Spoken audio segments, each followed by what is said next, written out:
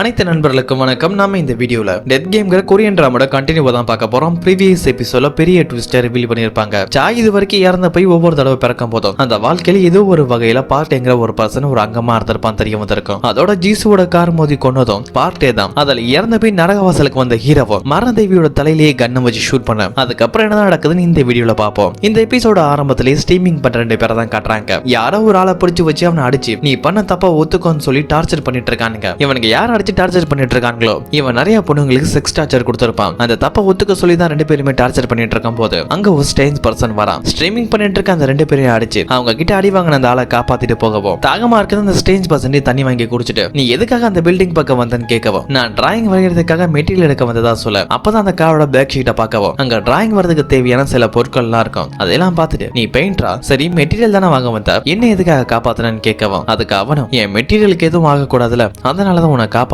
சொல்லவும் அவன் பேசுற விதமே சரியில்லை ஏதோ மாதிரி இருக்கவும் அடி வாங்கின ஆளுக்கு சந்தேகமும் கூடவே பயமும் வர என் வீடு இங்கிட்டு போற வழியில தான் இருக்கு என்னை இங்கேயே இறக்கி விட்டு நான் இங்க நடந்து போயிருவேன்னு சொல்ல அதுக்கு அந்த ஸ்ட்ரேஞ்ச் பர்சனும் ஏன் நீ போய் சொல்ற ஓ வீடு இங்க இல்லன்னு எனக்கு நல்லாவே தெரியும்னு சொல்ல அவன் இன்னும் பயந்து போறான். இவனுக்கு நம்மளை பத்தி நல்லாவே தெரிஞ்சிருக்கேன். அந்த கார்ல இருந்து குதிக்கலாம்னு சீட் பெல்ட்டை கழட்ட ட்ரை பண்ணா சீட் பெல்ட்டை கழட்ட முடியல ரொம்பவே டைட்டா இருக்க. அதே இடத்துல கொஞ்சம் கொஞ்சமா மயக்க வர ஆரம்பிக்குது. ஏன்னா இந்த காருக்குள்ள வரும்போதே தண்ணி வாங்கி குடிச்சிருப்பான்ல அந்த தண்ணியில தான் மயக்க மறந்து இருந்திருக்கு. அதனாலதான் இப்ப மயங்கி போகவும் கண்ணை முழிச்சு பார்த்தா ஒரு இடத்துல கட்டப்பட்ட நிலைமையில இருக்க. அவன் முன்னாடி அந்த ஸ்ட்ரேஞ்ச் பர்சன் அதான் அந்த பெயிண்டர் இருக்க கையில ஒரு ரம்பத்தை எடுத்துட்டு வந்து அவன் கால் 2த்தையும் ஒவ்வொன்னா விட்டு அது மூலமா சுத்தி இருக்கிற ஷீட்டுங்கள்ல ரத்தம் தெரிக்குது. அதை பாக்குறவன் அதை ஒரு ரத்தமா பார்க்கலாம் அதை ஒரு ஆட்டா அதாவது ஒரு கலையா பாக்குறான். அதனாலேயே மறுபடியும் துடிக்க துடிக்க அந்த ரம்பத்தை வச்சு அந்த ஆட ஒவ்வொரு அங்கத்தையும் விட்டு அப்படியே கட் பண்ண நரக வாசல தான் காட்டுறாங்க. சாய் அவன் காதலி இறந்து போன துக்கத்துல மறுபிறவி கண்ணெடுத்து மரணதேவியோட நெத்திலேயே ஷூட் பண்ணவும் அந்த தோட்டா அவங்க நெத்தியை தொலைச்சுக்கிட்டு பின்னாடி போக சாயும் ஜீசுவோட மரணத்துக்கு காரணமா இருந்த அந்த பார்ட்டியை நான் சும்மா விட மாட்டேன் அவனை பழி வாங்கி ஆகணும்னு மறுபிறவி கண் எடுத்து தன்னோட தலையிலேயே வச்சு ஷூட் பண்ணா. கன் ஒர்க் ஆகல.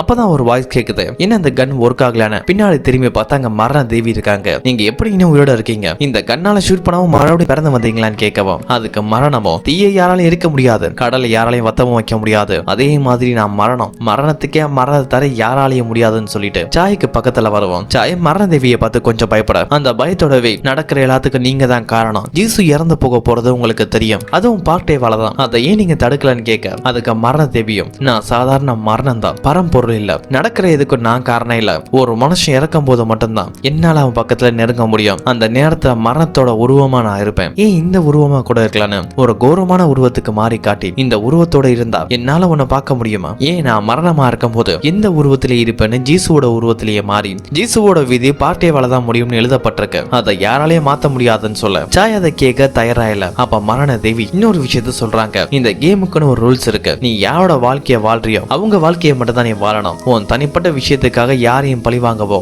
இல்ல கொலை பண்ணவோ கூடாதுன்னு சொல்ல சாயத அப்பையும் கேட்காம கண்ணு கொடுத்து நீங்க என்ன ஷூட் பண்ணலாம்னு சொல்ல அதுக்கு மரண தேவியும் நான் என்னோட தோட்டாக்களை என்னைக்கு வீணாக்க மாட்டேன்னு சொல்லிட்டு சாய் ஷூட் பண்ணதுல மரண தேவியோட தலையை தொலைச்சிட்டு ஒரு புல்லட் போச்சு. இப்ப மரண தேவி கையை அசைக்கவும் அந்த புல்லட் அப்படியே தான் பறந்து வந்து அங்கேயும் இங்கேயும் சுத்தி சாயோட தலையிலேயே பட கண்ணை திறந்து பார்த்தா சாய் அந்த ஸ்ட்ரேஞ்ச் பர்சன் அதான் பெயிண்டோட உடம்புக்குள்ளதான் இருக்க. இப்ப சாய் எங்க இருக்குன்னு தெரியாம சுத்தி அங்க இங்கேயும் பார்த்துட்டு இருக்க. அவன் இருக்கிற இடத்துல நிறைய டிராயிங்ஸ் இருக்கு. அதே டைம் அந்த இடத்துல ஒரு வித்தியாசமான ஸ்மெல் வர சாய் அதை ஸ்மெல் பண்ணி பார்த்து இது ரத்தத்தோட ஸ்மெல் தான் தெரிஞ்சுக்கவும் அப்பதான் அந்த ரத்தத்துல இருந்து ஒரு ஆர்ப் வரவும் பெயிண்டரோட எல்லா நினைவுகளும் வர ஆரம்பிக்குது. இவனோட பேரு ஜியா ஒரு டிராயிங் ஆர்டிஸ்ட் சின்ன வயசுல இருந்தே ரொம்பவே நல்லா வரைவான். அதே டைம் சைக்கோத்தனமானவனும். இவன் சின்ன வயசுல எந்த அளவு ஒரு சைக்கோத்தனமா இருந்திருக்கான இறந்து போன பூனையோட டெட் பாடியை வரைஞ்சிட்டு இருக்கான். அப்படியே கட் பண்ணி இப்ப வயசு 34. இவன் என்னதான் சைக்கோத்தனமாவே இருந்தாலும் கூட ஒரு நல்ல ஆர்டிஸ்ட். இவன் திறமைக்கான அங்கீகாரம் எங்கேயும் கிடைக்காத நிலைமையில தான் ஒரு நாள் ரோட்டு வழி வந்துட்டு இருக்கும் போது ஒரு பொண்ணு மாடியில இருந்து கீழே குதிச்சு ஒரு கார் மேல விழுந்துருவா. அதை பார்த்து அவனுக்கு போலீஸுக்கு கால் பண்ணுமோ ஆம்புலன்ஸுக்கு கால் பண்ணுமோ அந்த பொண்ணுக்கு உதவி பண்ணணுமோ தோணல. அதுக்கு பதிலா அதை ஒரு டிராயிங்கா வரைஞ்சா எப்படி இருக்குன்னு தோணி இருக்கு. அப்படி ஒரு டிராயிங்கா வரைஞ்சிருக்கான். அது ஒரு ரத்தத்தாலேயே அந்த டிராயிங் நல்ல ரேட்டுக்கு போக அது அவனுக்கு ஒரு பூஸ்ட் மாதிரி ஆகவும் அதுக்கப்புறம் பல பேரை கொண்டு அவங்க ரத்தத்தால நிறைய டிராயிங்ஸ் வரைஞ்சு விற்க ஆரம்பிச்சிருக்கான். இப்படி அவனோட டிராயிங்காக பல பேரை கொலை பண்ண ஒரு கட்டத்துல சைக்கோவாவே மாறுறான். இந்த நினைவுகளாம் அவனோட உடம்புல இருக்க சாய்க்கு வரவும் அந்த பார்ட்டை மாதிரி ஒரு அரக்கனை கொல்றதுக்கு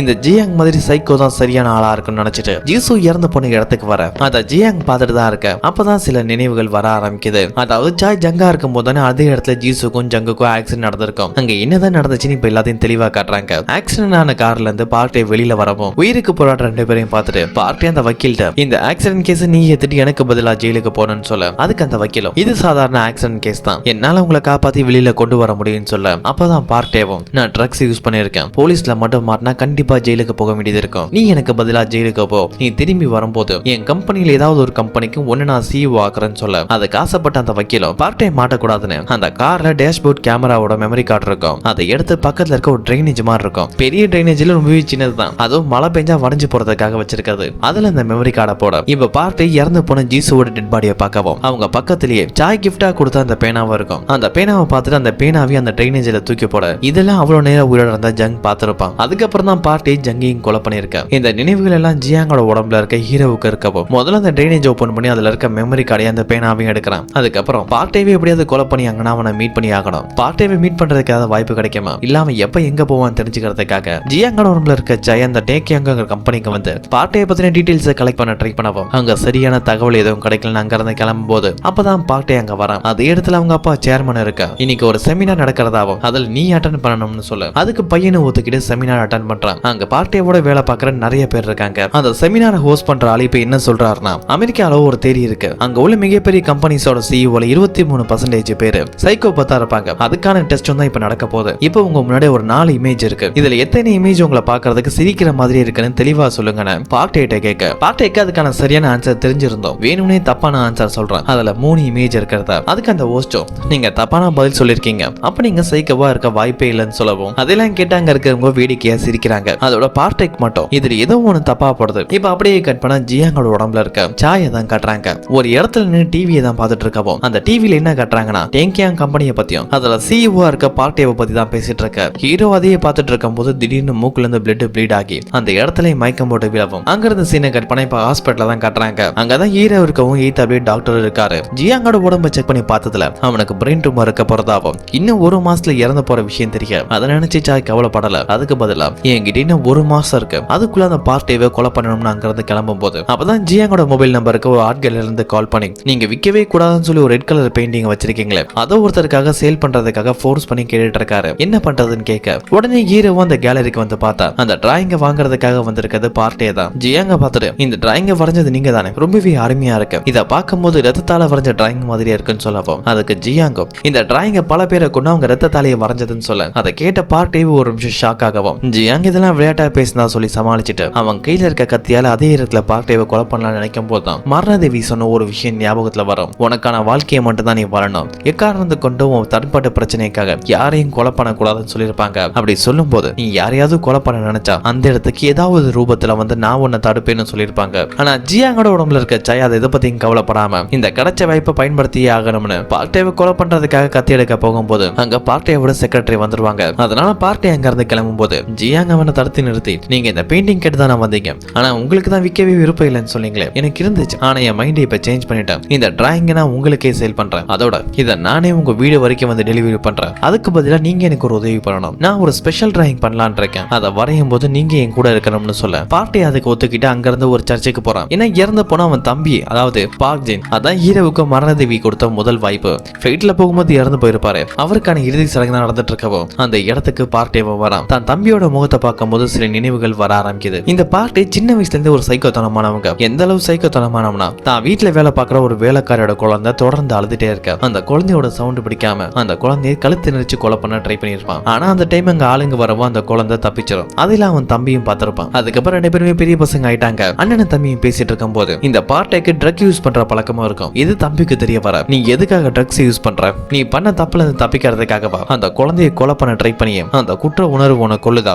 அதை கண்ட்ரோல் பண்றதுக்காக தான் ட்ரக்ஸ் சாப்பிடுறியான்னு கேட்கவும் அதுக்கு தம்பியும் அந்த குற்ற உணர்வுக்காக நான் ட்ரக்ஸ் எடுக்கல, எனக்குள்ள ஒரு வெறி இருக்கு. அந்த வெறியை கண்ட்ரோல் பண்றதுக்காக தான் நான் அந்த ட்ரக்ஸ் எடுத்துக்கிறேன். அந்த வெறியை மட்டும் என்னால கண்ட்ரோல் பண்ண முடியலனா என்னை சுத்தி இருக்கிற பல பேரை நான் கொண்டுருவேன்னு சொல்லியிருக்கவும் இப்ப இந்த நினைவுகள் எல்லாத்தையும் பத்தி யோசிச்சு பார்க்கவும் அப்பதான் இந்த இறுதி சடங்குல அவங்க அப்பாவும் ஸ்பீச் கொடுக்க ஆரம்பிக்கிறாரு. அதான் சேர்மன் தான் 2வது பையன் ரொம்பவே திறமசாலினும் அவனை ரொம்ப மிஸ் பண்றதா சொல்ல அதெல்லாம் கேட்கிற பார்ட்டி டென்ஷன் ஆகுறான். உடனே அங்க இருந்து கிளம்பவும் அப்பதான் அவன் செக்ரட்டரி மூலமா ஒரு இன்ஃபர்மேஷன் வருது. இன்னைக்கு நடந்த செமினாரை ஸ்பான்சர் பண்ணதே அவங்க அப்பா சேர்மன் தான் தெரியும். அதுல பார்ட்டிக்கு அவன் அப்பாவுக்கு அவன் மேல சந்தேகம் வந்திருக்குன்னு புரிஞ்சுக்க ட்ரக்ஸ் எடுத்துட்டு காரை வேகமா ஓட்ட அந்த வழி 2 போலீஸ் ஆபீசர் இவங்க 2 பேரும் இந்த கதைக்கு முக்கியமான ஆளுங்க. ஒருத்தர ஜூனியர் இன்னொருத்தர சீனியர்னு சொல்லுவோம். கார் வேகமா போறதை பார்த்துட்டு பின்னாடியே ஃபாலோ பண்ணிட்டு வந்து பிடிக்கிறாங்க. காருக்குள்ள இருக்க டேங்கியாங்கமோட சிஇஓன்னு தெரியும். சீனியர் ஆபீசர் விட சொல்றாரு. ஆனா புதுசா வந்த ஜூனியர் ஆபீசர் கேட்கற மாதிரி இல்ல. பார்ட்டி டைரக்டா கமிஷனருக்கு கால் பண்ணவும் அவரும் போலீஸ்காரங்களை திட்டி அங்க இருந்து பத்திரமா பார்ட்டியை அனுப்ப சொல்ல அந்த ஜூனியர் ஆபீசரும் அனுப்பி கேட்டு அங்க இருந்து போக சொல்ல ஆனா ஆனா பார்ட்டி அந்த ஜூனியர் ஆபீசரை அடிச்சிடுவான். அதை பார்த்து உதவி பண்ண வந்த சீனியர் ஆபீசர் அங்கேயே நில்லுன்னு பணத்தை தூக்கி எறிகிறான். அவனை போலீஸாலே எதுவும் பண்ண முடியல. அங்க இருந்து கார் எடுத்து அவனோட வீட்டுக்கு வேகமா ஓடிட்டு வர அங்க ஆல்ரெடி ஜியாங்கோட உடம்புல இருக்க சாய் இருக்கவும் கார்ல இருந்து இறங்கி வந்த பார்ட்டி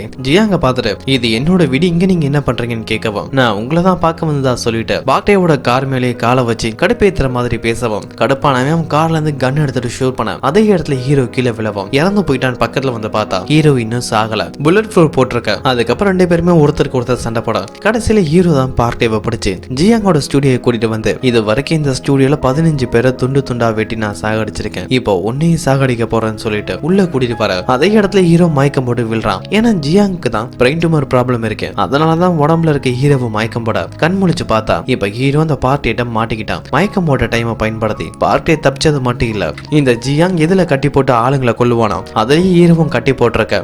பார்ட்டியும் ஜியாங்கிட்ட இந்த வீட்டுக்கு வரும்போது நீ எத்தனை பேரை கொன்ன, எப்படி கொன்னு எல்லாத்தையும் சொன்னியே, இப்ப நான் ஏன் கதையை சொல்றேன். என்னோட முதல் கொலை எப்படி ஆரம்பிச்சுன்னு தெரியுமா? சரியா 7 வருஷத்துக்கு முன்னாடி ஒரு நாள் என் கம்பெனிக்கு கார்ல போயிட்டு இருக்கும் போது திடீர்னு ஒரு ஆளு என் காருக்கு முன்னாடி வர ஆக்சிடென்ட் ஆயிடுச்சு. நான் உடனே அவனை போய் பார்த்தேன், வழியில துடிச்சிட்டு இருந்தான். என்னை காப்பாத்துன்னு சொல்லி கெஞ்சனா ஒரு கடவுள் மாதிரி. அப்படி ஒரு ஃபீலிங் நான் எக்ஸ்பீரியன்ஸ் பண்ணதே இல்ல.